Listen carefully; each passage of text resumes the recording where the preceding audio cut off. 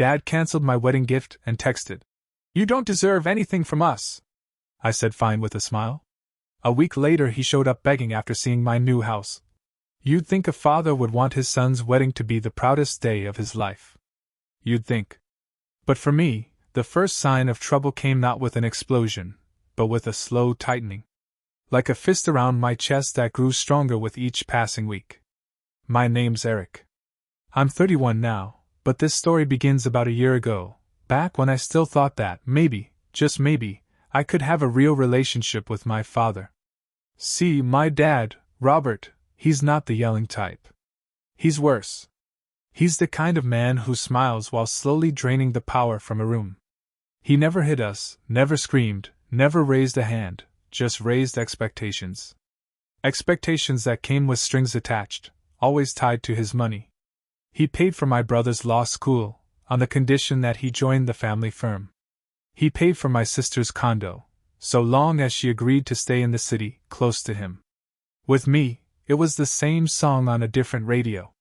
When I told him my fiancée, Haley, and I were getting married, he smiled, nodded, and said, "I'll cover the down payment on your first home. Consider it a wedding gift." But then came the pause. That Robert pause. "As long as we do things the right way." I knew what that meant. The venue. The guest list. The speech. The dance. Even the colors of the tablecloths, he wanted a say in all of it. It wasn't a gift. It was a leash. At first I played along. I nodded when he suggested adding a few of his golf buddies to the invite list. I clenched my jaw and agreed when he insisted we hold the ceremony at the club. But each time I said yes, I felt a little less like myself. Then one night, 2 months before the wedding, I cracked. Haley and I were going over our plans, real plans, when my father barged into our apartment, uninvited. He waved a blueprint of the club's reception area like he was unveiling a revolution. When I told him, respectfully, that we'd already made other arrangements, he lost the smile. And then came the line I should have seen coming. "If I'm paying, I expect a say." And I said, "Then don't pay." He stared at me, stunned. My voice was calm, steady. I'd never spoken to him like that. Haley grabbed my hand under the table. For the first time, I felt tall. That night I got the text. Just 5 words. "You don't deserve anything from us." No. "Love, Dad." No. "We'll talk later." Just that. The down payment was gone. The so-called wedding gift? Cancelled. But I didn't flinch. Because he didn't know my secret. Haley and we'd been planning for this all along. When I say we'd been planning, I don't mean in some vague, hopeful way. I mean spreadsheets. Budget binders. Hidden accounts. Late nights and early mornings. You see, I knew my father. I knew exactly how this would play out. The offer, the control, the punishment. I'd watched him do it to my siblings, to my mother, to business partners who dared grow a spine. I wasn't going to be next. So while he dangled promises, I worked. 2 jobs, one as a systems analyst during the week, and another on weekends managing inventory for a shipping warehouse. Haley, bless her heart, took on tutoring gigs after her shifts as a school counselor. Every dollar that didn't go to bills went into savings or smart investments. We made sacrifices, sure, but we made them together. There were nights we slept on an air mattress because our real bed frame broke and we didn't want to dip into the house fund. We stopped going out. We shopped in bulk. And when the stock market dipped during that crazy spring, I saw an opportunity. I moved everything into energy and logistics. It wasn't glamorous, but it worked. By the time Dad sent that text, our account had already passed the magic number. We could close on a home. And not just any home. A week after the wedding, a ceremony that turned out beautiful without his interference, we signed the papers. A 4-bedroom Craftsman on a quiet, tree-lined street just outside Charleston. Hardwood floors. Sunlit kitchen. Wraparound porch with white pillars that made Haley cry the first time she saw them. The best part? We paid for every single cent without him. We didn't make a big announcement. That's not who we are. But Haley posted one photo, just one, a week after we moved in. It was the two of us, barefoot on the front steps, coffee mugs in hand, sunlight pouring across the porch like a blessing. The caption said, "Built from scratch. Built together. Welcome home." I didn't tag anyone. Didn't rub it in. Didn't even mention the house directly. But Dad saw it. Of course he did. He always watched, even when he pretended not to. The man could sniff out pride like a bloodhound. And Haley's post? It reeked of independence. The next morning, I got a knock on the door. No warning. No call. There he was. My father. Standing on my porch. Looking smaller than I'd ever seen him. At first, I thought maybe he was lost, like my brain couldn't connect the image of him on my turf, without an invitation, without control. He stood there with this tight little smile, hands folded like he was about to ask the manager for a return. "Eric," he said. "Can I come in?" I stepped aside. Not because I owed him anything, but because I wanted him to see it. All of it. He stepped inside like he was entering a museum. Slowly. Eyes scanning everything, the vaulted ceiling, the polished hardwood, the custom-built shelves I'd installed with my own 2 hands. There was this flicker in his face. A crack in the armor. Like he suddenly realized something. I didn't need him. Not one bit. We stood in the living room for a few seconds. I didn't offer him coffee. Didn't invite him to sit. I let the silence stretch. He cleared his throat. "I saw the photo." I nodded. "Figured you might." He looked at the fireplace, then at the couch, then finally at me. "This is really nice, Eric. Very impressive." I didn't reply. I just watched him squirm. After a beat, he said something I never expected. "I may have overreacted. About the wedding. About the house. Things got out of hand." I raised an eyebrow. "You think?" He chuckled, weakly, and looked down at his shoes. "I just wanted to help. That's all I ever wanted. I didn't mean to make you feel like I was trying to control everything." I crossed my arms. "You sent me a text that said I didn't deserve anything from you." He flinched. Like he hadn't thought I'd remember the words verbatim. "I was angry," he muttered. "You know how I get." That's when it hit me. He wasn't here to make peace. He was here to reclaim something. To try and reset the power dynamic. But the thing was, it was already gone. I let the silence hang between us until it turned heavy. He shifted his weight, glanced around again, probably waiting for me to offer a seat or some kind of olive branch. I didn't. I wanted him to feel the space. Every inch of it. Every brick and beam he didn't pay for. Finally, he spoke again. "Eric, look. I know I was hard on you growing up. I pushed too much. But everything I did, it was for your own good." I tilted my head. "That's funny. Because I remember it differently. I remember you offering help, then holding it over my head like a leash. Every time I started to make my own choices, you pulled back, made sure I'd feel the sting." His face twitched, but he didn't deny it. I took a step forward. "When Haley and I picked a venue that wasn't your country club, you threatened to pull the gift. When we didn't invite your business partners, you called it disrespectful. When I said I wanted a life that was mine, you told me I didn't deserve anything from you." He opened his mouth, but I wasn't finished. "You didn't just cancel the gift. You tried to punish me for growing up. For finally saying no." He looked down. "I didn't mean to." "No," I interrupted. "You meant it.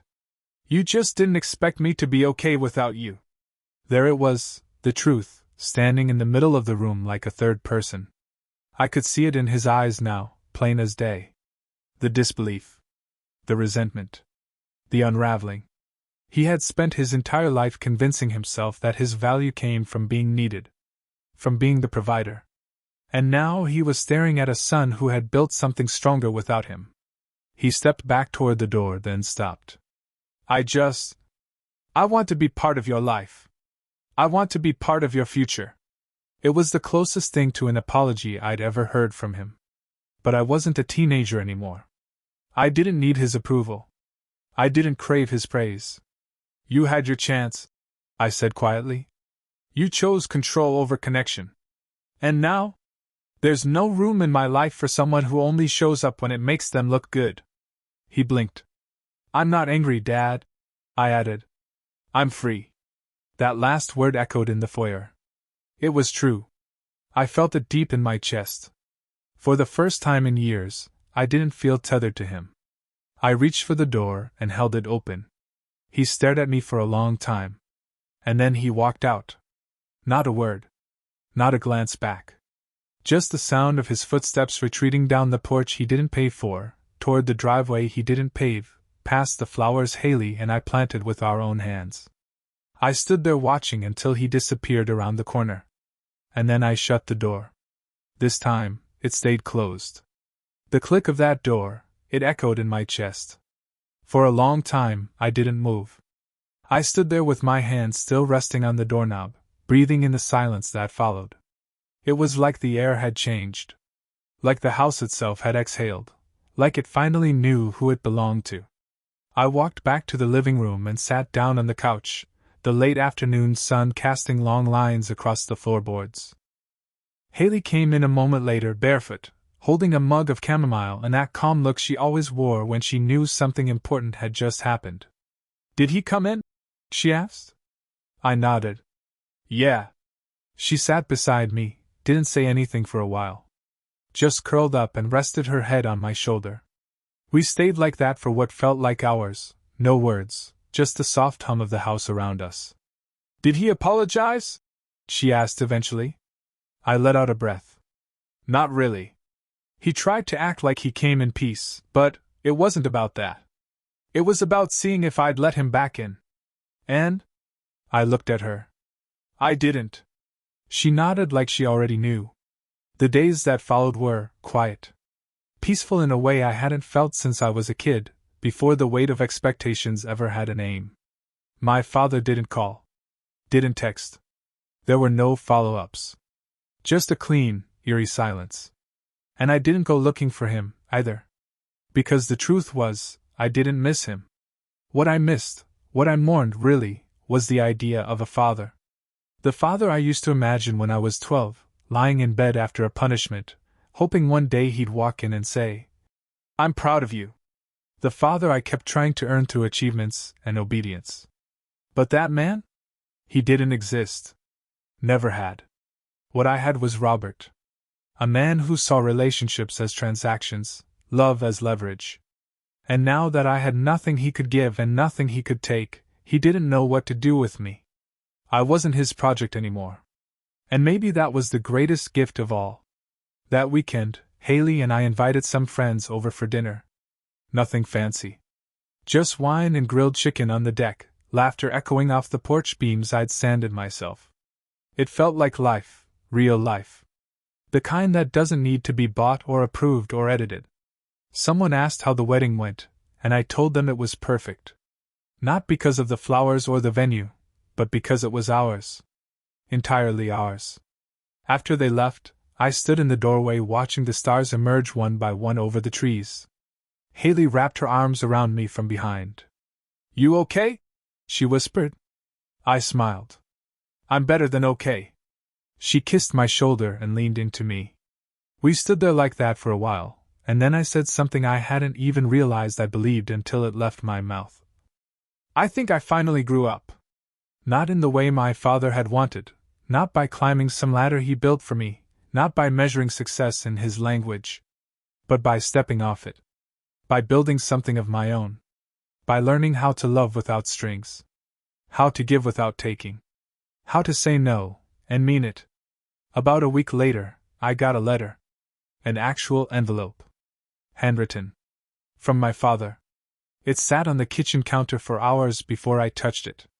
Just seeing his handwriting, that precise, mechanical scrawl he used for checks and business memos, brought back so many years of memories I'd worked hard to forget. Haley noticed it before I said anything. You going to open it? I stared at it. Eventually. When I finally did, I wasn't sure what I expected. A plea? An apology? A list of all the things I'd done wrong since birth? But it was short. Just one page. Eric, I don't know how to fix this. I realize now that I've made mistakes. Maybe more than I can count. I never wanted to hurt you. I only wanted to shape you into someone who didn't need anyone. It didn't occur to me that I was the one you needed the least. I don't expect forgiveness. I just want you to know I see it now. The man you've become is better than the man I ever tried to make you into. If there's ever a door open, I'd like to walk through it. Dad. I read it twice. 3 times. And then I folded it neatly, placed it in a drawer, and left it there. Because that's all it was, a letter. I didn't hate him. I wasn't bitter. But that letter didn't undo years of manipulation. It didn't rewrite childhood nights spent lying awake, wondering why nothing I did was ever enough. It didn't change how he weaponized generosity. Words were easy. But showing up for someone when there's no control to gain, that's hard. And he still hadn't learned how to do that.